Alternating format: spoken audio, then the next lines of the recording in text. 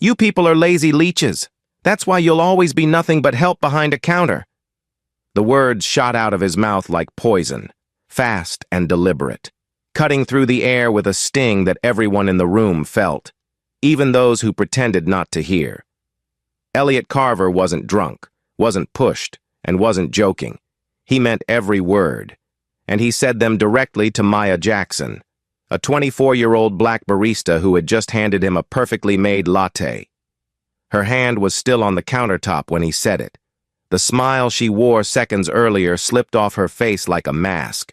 Her co-workers froze. Her manager stayed in the back. And the man, Elliot, didn't blink. Before we dive into what happens next, where are you watching from? Drop your city in the comments. And if you believe respect still matters, like this video and subscribe. Now, let me take you back to that morning. Maya was just doing her job. She had clocked in early, moved quickly, stayed polite. It was a busy morning, like always.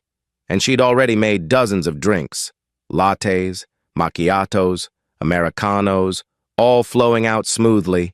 She was sharp, organized, steady, the kind of worker you can count on, even when she has every reason not to show up.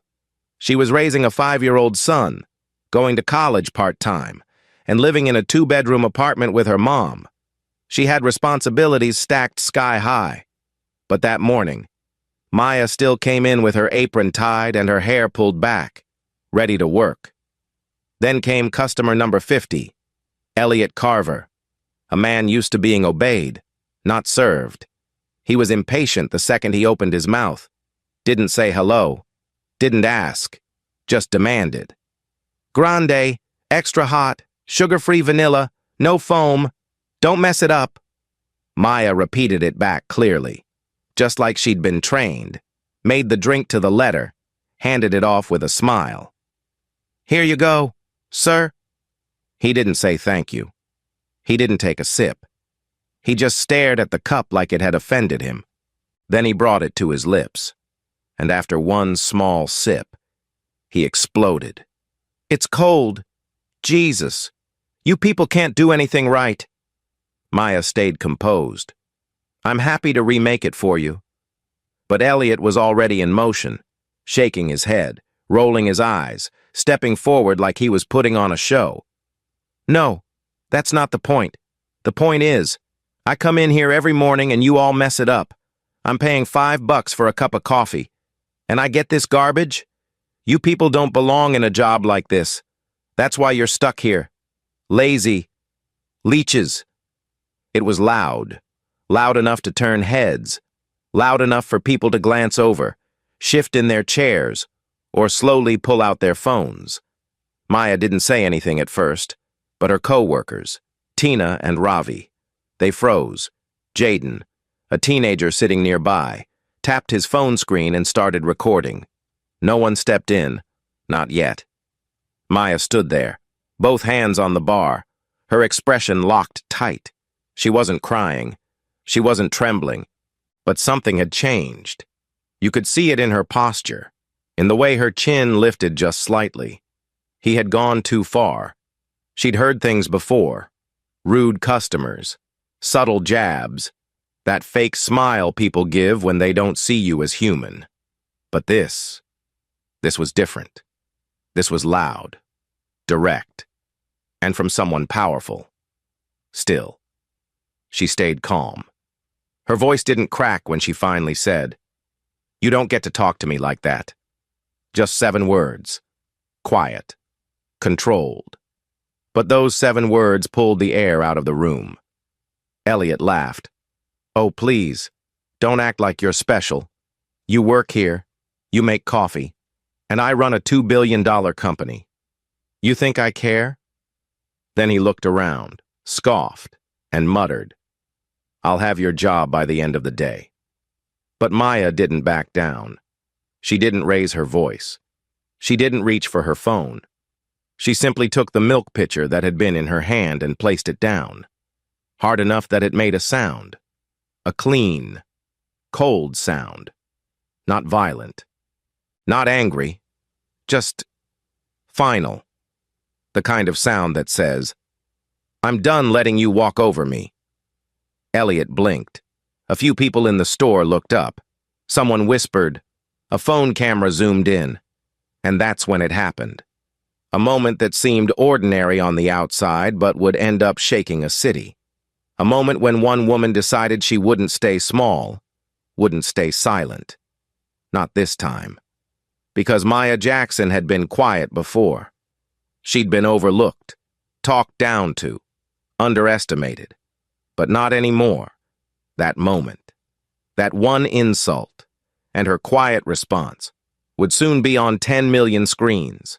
It would be dissected, shared, debated, and remembered. And it would be the beginning of something much, much bigger than anyone in that store could have imagined. But right then, it was just her. One woman, one insult, one decision, and the world was about to change. The moment Maya placed that milk pitcher down, it was like a crack in glass, silent at first, but spreading fast. Elliot Carver didn't notice it. Not really. Not the way others did. He was still pacing in front of the counter, still talking loud, still tossing jabs like confetti. "Minimum wage attitude. That's what this is," he scoffed, smirking as he gestured toward her hairnet. "You want respect? Start by learning to make coffee."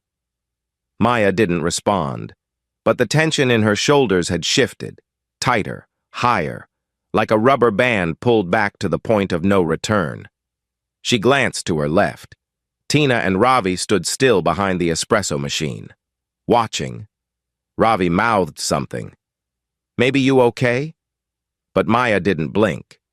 To her right, a teenage boy in a red Chicago Bulls hoodie slowly turned his phone, camera facing forward, record button glowing. His name was Jaden, 17. Just ordered a caramel macchiato and sat down to do nothing but scroll TikTok. But now, he was filming history. Elliot leaned forward across the counter, lowering his voice like he thought it made him powerful. "People like you," he said, almost casually, "should be grateful someone like me even walks through this door." That was it. That was the moment it snapped. Maya's hand shot to the side, grabbing the small metal scoop meant for ice, and she slammed it. Not at him, not at anyone, but hard onto the countertop, just beside the tip jar. The noise cracked through the room. Customers gasped. One woman dropped her croissant. A man 2 tables over stood up halfway, unsure whether to leave or stay. "You don't get to do this," Maya said. And this time, her voice wasn't quiet. "You don't get to come in here and insult people because you're rich. You don't get to treat me like trash and expect me to smile. I've worked since I was 15. I've raised a son alone. I show up here every morning and serve people like you. And I do it with more dignity than you've shown in 2 minutes." There was silence. Elliot's mouth hung open, caught somewhere between rage and disbelief. "Are you threatening me?"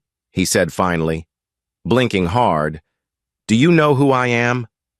Maya looked him dead in the eye. "I know exactly who you are, and now so will everyone else." That's when Jaden, still filming, said clearly into the mic, "We're live. Y'all, this man just called a black barista a lazy leech on camera." And just like that, the stream was live, raw, unfiltered. Tens of thousands of followers started pouring in, because Jaden wasn't just a random teen. He had over 400,000 followers. His videos often went viral. And this was about to explode. Elliot saw the phone. His face turned white, then red. "You're live streaming this?" he snapped. "Turn that off. That's illegal." "Actually," Jaden replied, not even looking up. "We in a public place, and you just outed yourself, sir." Elliot looked like he might reach across the counter, but thought better of it. His voice dropped into a growl.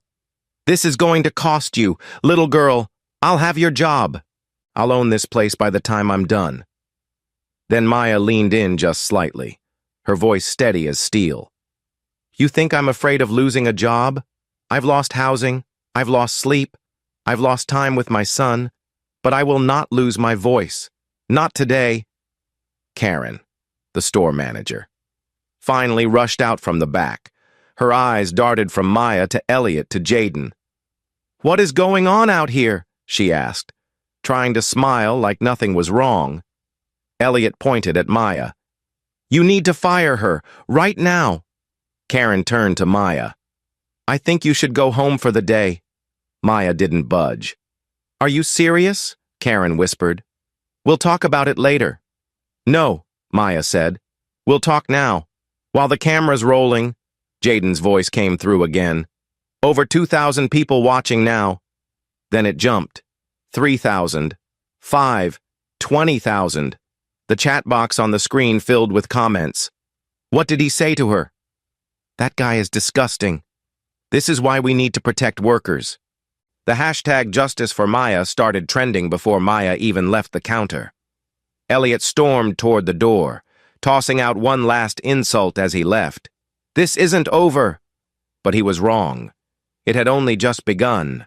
Behind the counter, Ravi gently placed a water bottle near Maya's hand. Tina reached out and squeezed her arm. Maya's eyes were damp, but her spine was straight. She didn't move, didn't run. She just breathed, in and out, deep and slow. Outside the window, Elliot's phone buzzed, again and again, notifications lighting up the screen. In just 30 minutes, the live stream had been clipped, reposted, and seen by nearly 5 million people on Twitter, on Instagram, on TikTok, on Facebook. Maya's face was everywhere. But more than that, her words, her tone, her strength, the way she stood there and said, "You don't get to talk to me like that." It struck a nerve, not just with baristas, not just with black women, but with anyone who had ever been disrespected by someone richer, louder, or more powerful. Maya didn't set out to go viral. She just refused to disappear. And in that refusal, she became something more than just a worker at a coffee shop. She became a symbol, a mirror, a name people would remember. And somewhere across the city, a woman named Camille Torres, the COO of Carver Tech, was watching the video on her phone. She replayed it twice, then once more. She didn't say a word, just reached for her office phone and dialed a number. The fallout was coming. By the time Maya stepped off the floor and untied her apron, the video had already passed 7 million views. She hadn't said much after Elliot stormed out, just stood there behind the counter, trying to breathe through the static in her chest.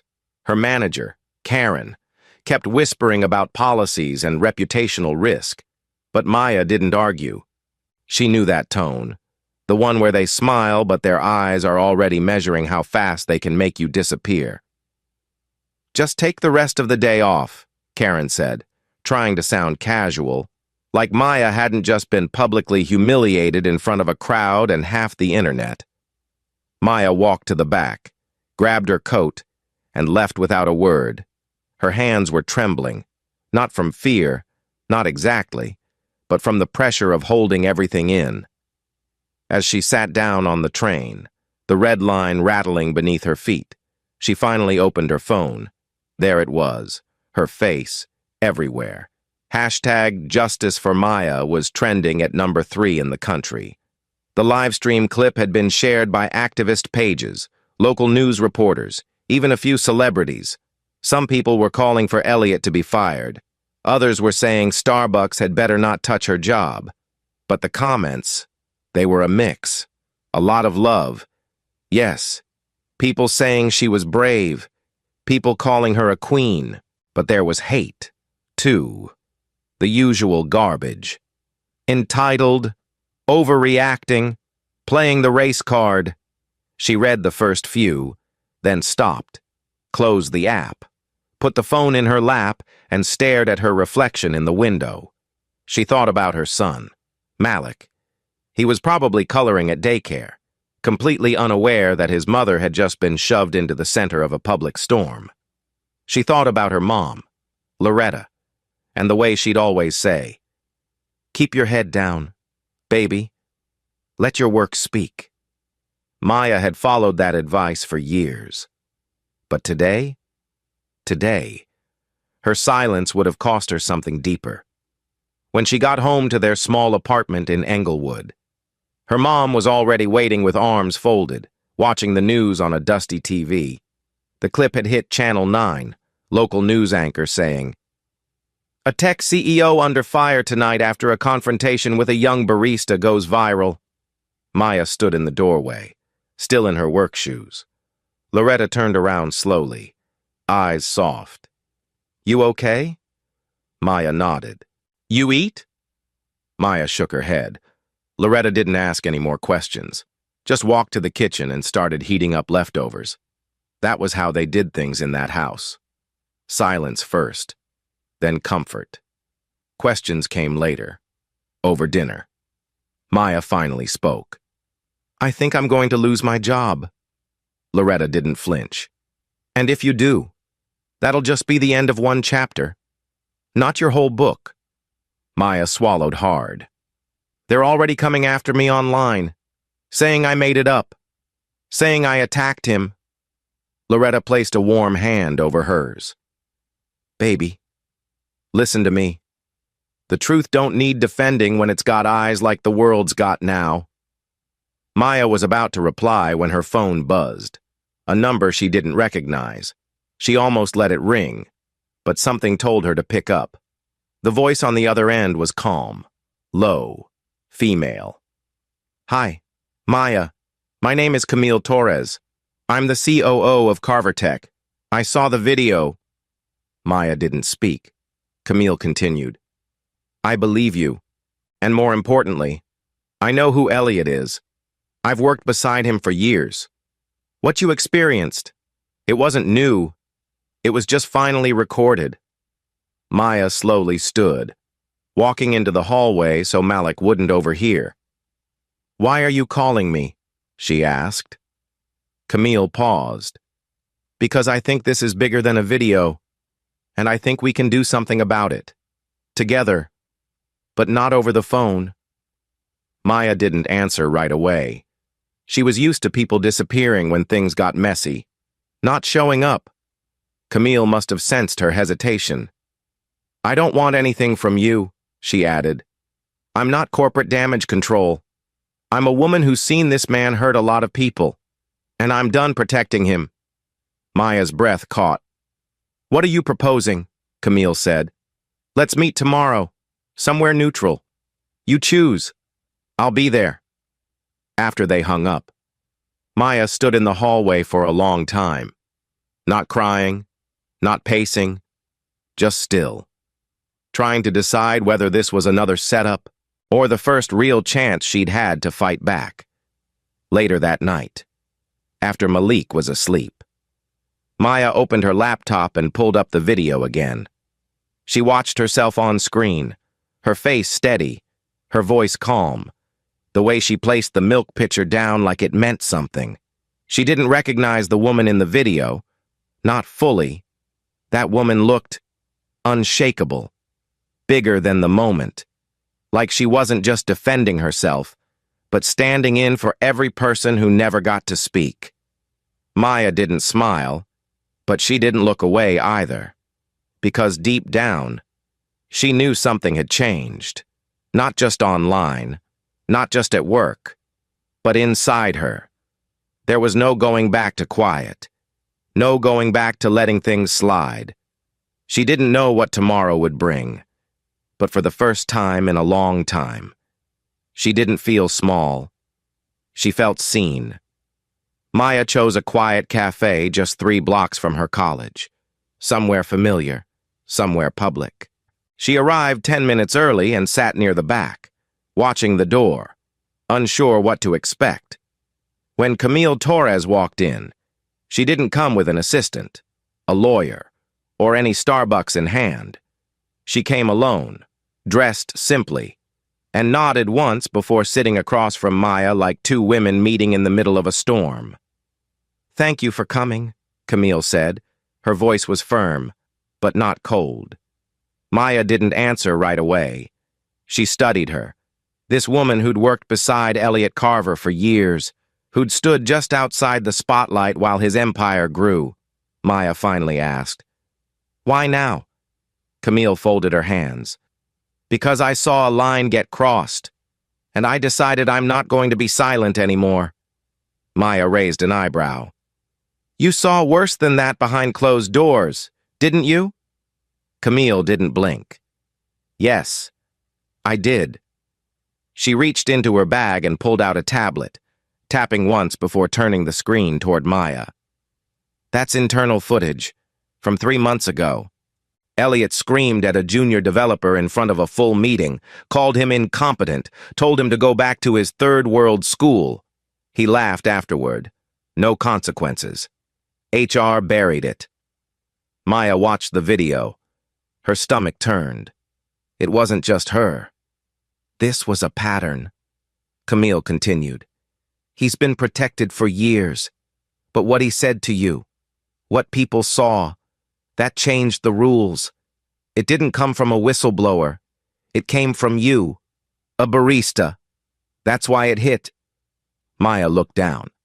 "And now what? You want me to sue? File a complaint? What's the goal here?" Camille leaned in. "I want the truth out. All of it. We hold a press conference. I stand beside you. We present the pattern.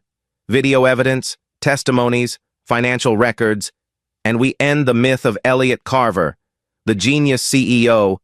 We show the man he really is." Maya hesitated. "And what happens to me?" Camille didn't dodge the question.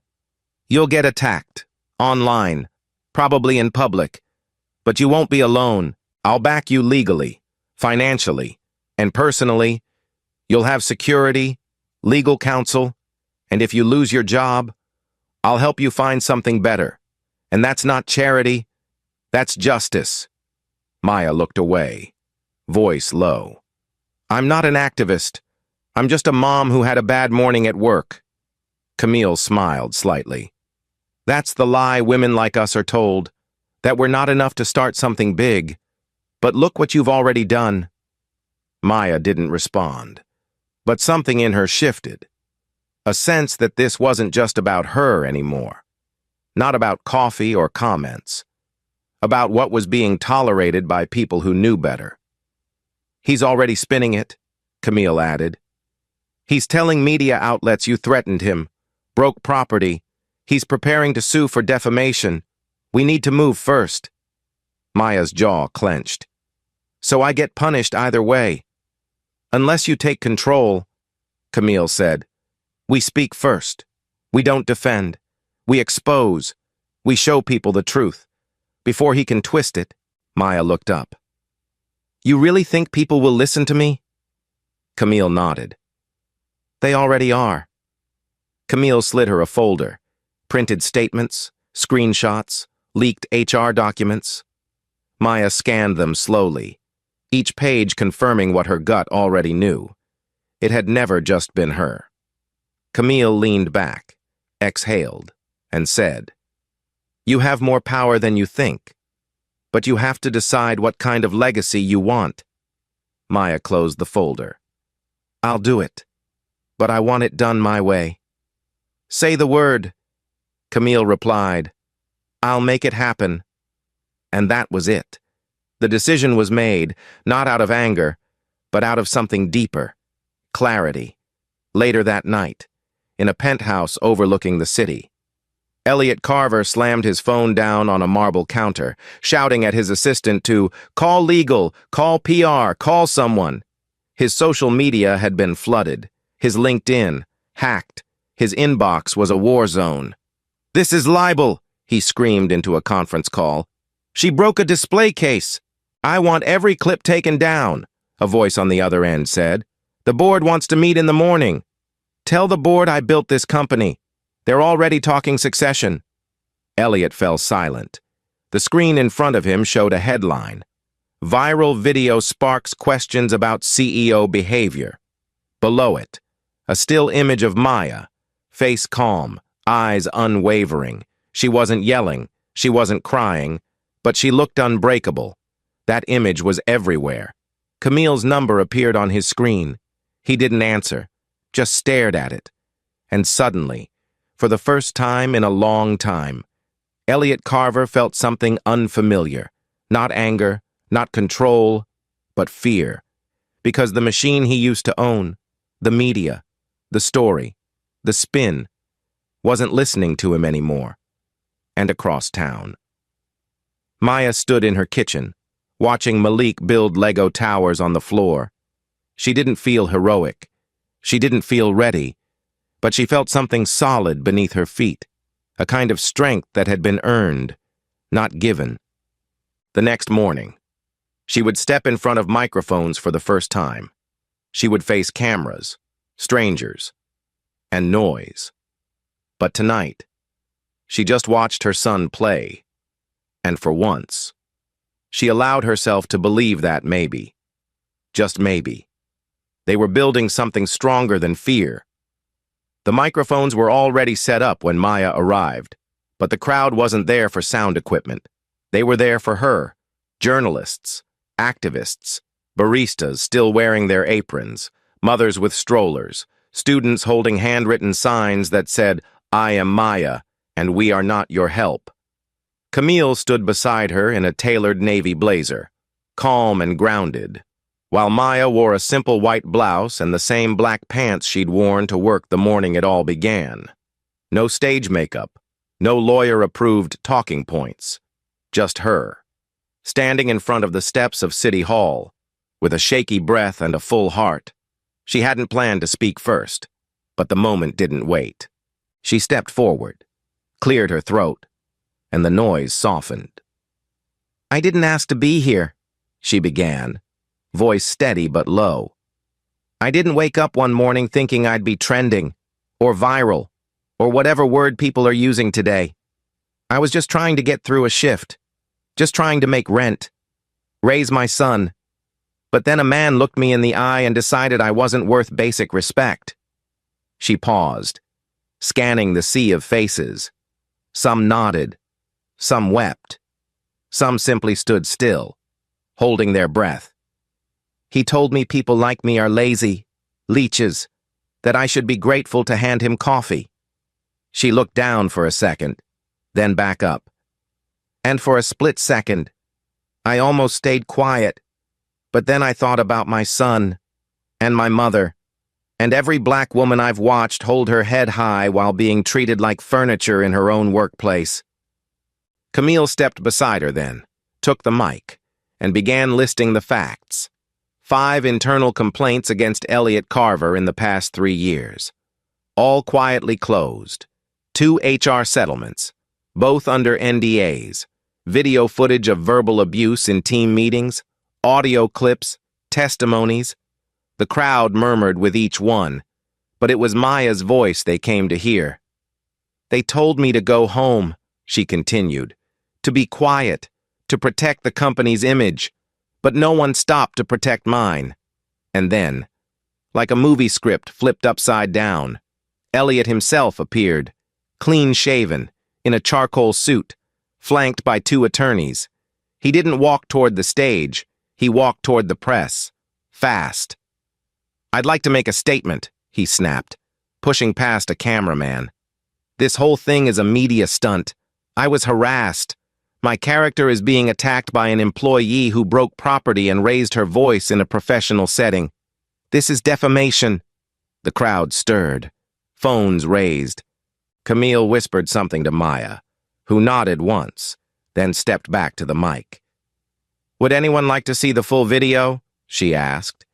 "No edits, no hashtags, just what happened, from start to finish."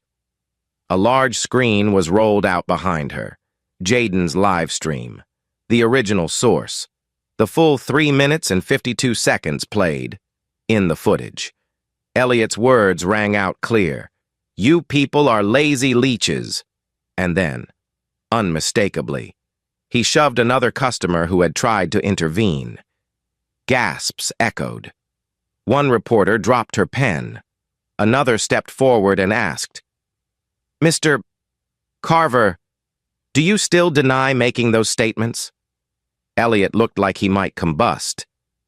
That video's been tampered with. It's the original file, Camille replied, and it's time-stamped, unedited, verified. The crowd erupted, some cheering, some crying. A chant began.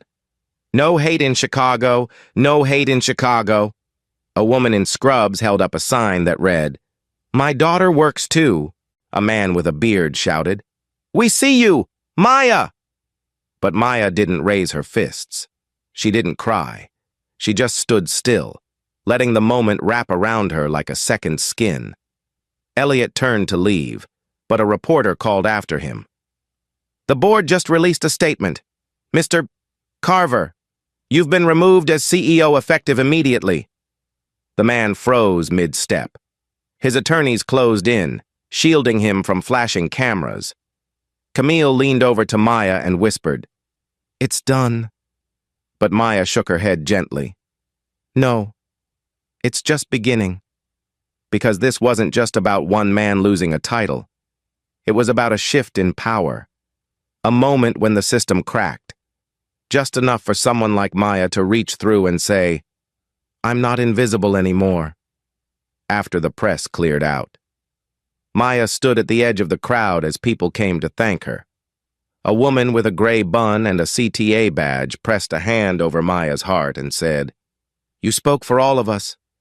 A young college student offered her a bracelet made of fabric that read, Resist. Jaden, the teen who filmed the first video, approached with quiet pride. You did that, he said. We just watched. Maya smiled for the first time that day. Not big, not loud, just enough. And when Malik ran toward her and wrapped his arms around her waist, she picked him up and said, Let's go home. But even as she said it, she knew nothing about her life was going back to the way it had been. Not her job, not her voice, not the world that had seen her take one insult and turn it into a revolution. 5 days had passed since the press conference. But for Maya Jackson, it still felt like everything had just happened that morning. She hadn't gone back to Starbucks. Karen left 2 voicemails, the kind that sounded polite but hollow, asking her to return once things had calmed down. Maya never called back, not because she was afraid, but because she knew she was done. That chapter had closed. Starbucks corporate had quietly offered her a $5,000 settlement and a non-disclosure agreement. Slid across the table like hush money with a smile, she turned it down without blinking. I don't want your silence bonus, she'd told the lawyer. I want a future. What she chose instead was purpose. Camille had followed through on every promise. She arranged for Maya to meet with a non-profit called Rise and Grind, a small but fierce community organization that focused on workplace justice for low-income workers across Chicago. Their office was modest, wedged between a tax center and a hair-braiding shop. But the spirit inside was electric. Maya walked in wearing her old work sneakers and left with a job, not as a receptionist or assistant, but as a lead community coordinator. The first task? Organizing workshops for baristas, bus drivers, janitors, anyone who had been told to just be grateful and take it. Maya didn't have a fancy title, but she had something more valuable, credibility. People listened when she spoke because they'd seen what she did when it counted. Meanwhile, Elliot Carver was unraveling in real time. His name had been pulled from CarverTech's homepage within 24 hours of the board's decision. 3 major clients, totaling nearly $300 million in contracts, terminated their partnerships within a week. Stock prices dipped, legal complaints surfaced, and soon after, a class action lawsuit was filed by 7 former employees. Camille released a statement the following day, calm, clear, powerful. Accountability begins when silence ends. She was named interim CEO, but few doubted she would become permanent. She and Maya still spoke, not often, but enough. A quick text, A short call, an email with a funding notice. One afternoon, Camille forwarded Maya a message, a foundation grant for workplace education programs. The amount? $100,000. No strings. Maya used every penny to build the first free labor rights clinic on the South Side. Hiring 2 caseworkers and renting out a small storefront next to a daycare, she named it the Counter Line, a nod to where it had all started. Maya still lived in the same apartment with her mom and Malik, but something in the space felt lighter now, less cramped, more open, not physically, but spiritually. Loretta smiled more. Malik slept better. And Maya? She'd found a rhythm she didn't know she needed. Each morning, she packed Malik's lunch, dropped him off, and walked 3 blocks to her office. She answered emails, listened to workers' stories, printed flyers, and helped people write up complaints they never thought they had the right to file. It wasn't glamorous, but it was honest, grounded, and real. One evening, after a long day, she took Malik down to the lake, just the 2 of them. They sat on a bench facing the water, Malik swinging his feet, munching on crackers. "Mom?" he asked. "Are you famous now?" Maya chuckled. "I don't think so, baby. But people at school said you were on TV. They said you made a bad man go away." Maya looked at her son, the wide eyes, the dimple on his left cheek, the crumbs on his chin, and felt something rise in her chest. Not pride, not yet. Something quieter, more tender. "I didn't make him go away," she said softly. "I just didn't let him push me down." Malik nodded like he understood. Then he reached for her hand and squeezed.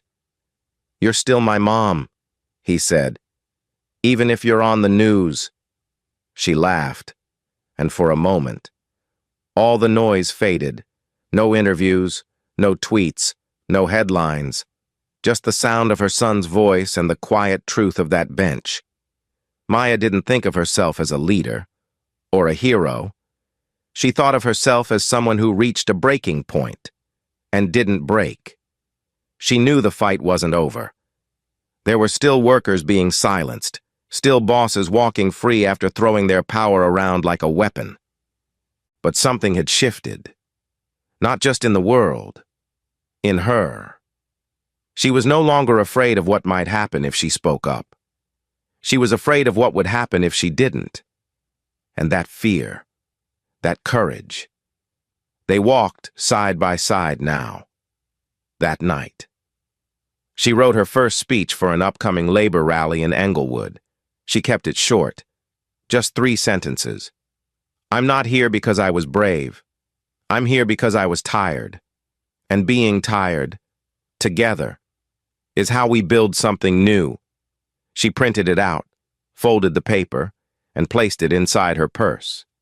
Then she turned off the lights, kissed Malik goodnight, and let herself sleep, truly sleep, for the first time in what felt like years. 6 months later, on a warm July afternoon, Maya Jackson stood at the front of a modest community center in Englewood, holding a microphone in one hand and a folded piece of paper in the other. The room was packed. More than 500 women filled the space, shoulder to shoulder, some in uniforms, some in headscarves, some still wearing name tags from work. They weren't politicians or executives. They were cleaners, cafeteria workers, store clerks, bus drivers, call center reps, the kind of women who knew what it felt like to be dismissed, ignored, told to smile more, or to just take it. Maya looked out at them, heart pounding in her chest, and unfolded the paper slowly. She wasn't nervous this time. She was grounded. She was ready. 6 months ago, she began, I was working behind a counter, afraid to raise my voice. Today, I stand in front of you because I finally did. The crowd was silent, hanging on her every word. They told me to be quiet. I said no. They told me I'd ruin my chances, I said. What chances do we have when silence is the price of survival? A few women clapped. Others nodded. A few wiped away quiet tears. Maya continued, voice steady. I was never trying to go viral. I was trying to keep my job, raise my son, and hold on to my dignity. But when that man, Elliot Carver, looked me in the face and said I was a lazy leech, I realized something. I wasn't just defending myself. I was defending all of us. The applause grew, steady and honest, not forced. Camille Torres sat in the front row, smiling quietly, no longer CEO of just a company, now co-sponsor of a movement, under Camille's leadership. Carver Tech had donated $500,000 to Maya's nonprofit. No press release, no strings, just support. The program had since expanded into 3 neighborhoods, offering labor rights workshops, free legal aid, and emergency funding for workers facing retaliation. Maya called it the line we hold, a name inspired by the invisible line between service and survival that so many walked daily. After the applause faded, Maya opened the floor to questions. A teenage girl in the second row raised her hand and asked, "How did you not back down?" Maya paused, then said, "I didn't have a choice. My son was watching." That answer rippled through the room like wind over tall grass, soft, but deeply felt. Later that day, after the event ended, Maya took a quiet walk to the Starbucks where it had all begun, the one on Jackson and Wells. It had been remodeled since then, new lights, new tile, but the memory still sat at the front counter like a shadow. Inside, a young woman stood behind the register. Brown skin, fresh face, nervous hands. Her name tag read, Aisha. Maya stepped up, smiled, and ordered a hot green tea. Aisha blinked as she recognized her. "Wait, are you—" Maya held up a hand, smiled gently. "I was. But today, I'm just a customer." Aisha leaned in. "I saw the video. All of us did. You made us proud." Maya nodded, then looked her in the eye. "Don't let anyone tell you who you are. Not a boss, not a customer, not even me." Aisha's smile was wide and full. "Yes, ma'am." As Maya waited for her drink, she noticed 2 middle-aged men watching her from a nearby table. One nodded respectfully, the other gave a quiet thumbs up. She didn't need applause anymore. Moments like this, silent, unrecorded, meant more. As she left the store, she walked past a flyer taped to the window. It read, "Worker Rights Session, this Saturday, led by Maya Jackson, free to all." She hadn't known they posted it. That made her smile. That night, back home. Malik was sitting at the kitchen table drawing pictures, crayon sketches of a woman at a microphone and a little boy with big eyes standing beside her. He held it up and said, "That's you. And me." She hugged him tightly and whispered, "That's us." Before bed, she pulled out a blank notebook and started writing her first draft for a citywide labor policy proposal. Something about paid leave. Something about protection. She didn't know all the legal terms yet, but she'd learn, one step at a time. She had plans now. Not just survival plans, but structural ones. The kind that would outlast headlines. And across the city. Elliot Carver was long gone. He'd quietly sold his remaining shares, left the country, and disappeared into the gray edges of exile. Some said he was living in Portugal. Others said he changed his name. Maya never checked. She didn't care. She wasn't fighting him anymore. She was building something better. Her story had started with an insult, but it ended with a platform, not made of marble or glass, but something firmer. Truth. Her legacy wasn't the moment she slammed down that pitcher, or even the moment she spoke to the press. It was every woman who now stood a little straighter, every teen who hit record when something felt wrong, every worker who said, "No, not today." That was the legacy. Quiet. Daily. Real. and it was only just beginning. Thanks for watching. If this story meant something to you, give it a like, leave a comment, and don't forget to subscribe. Take care, and see you in the next one.